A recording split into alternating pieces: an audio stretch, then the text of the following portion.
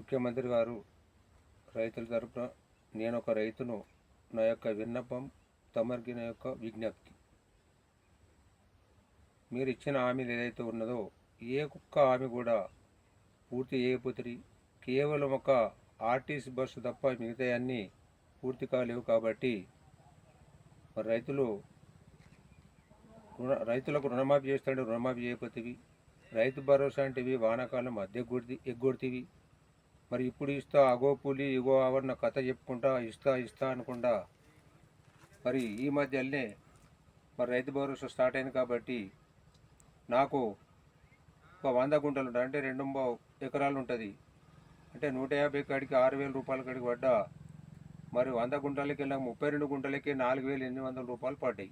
అయితే మిగతా 68 గుంటల భూమి ఉన్నట్ట దొంగలు ఎత్తుకపోయినట్ట.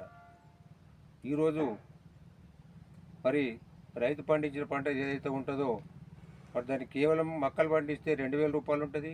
రైతు 4 కిలో బ్యాగు తెస్తే 2,000 ఉంటుంది, అంటే కిలోకి 500 రూపాయలు. అంటే ఎంత వ్యత్యాసం! అదే వరి కొనాలంటే వరి సీడ్ తేవాలంటే 1,000 రూపాయలు ఉంటుంది.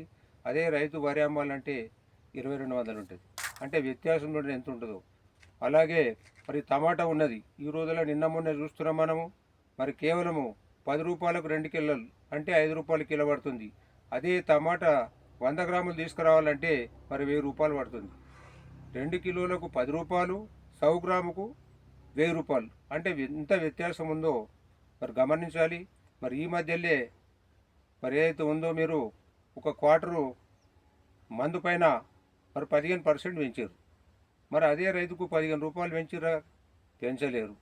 మరి ఎగ్జాంపుల్ క్వార్టర్ 300 రూపాయలు ఉంటుంది, ఒక వాటర్ లీటర్కు 25 రూపాయలు ఉంటుంది.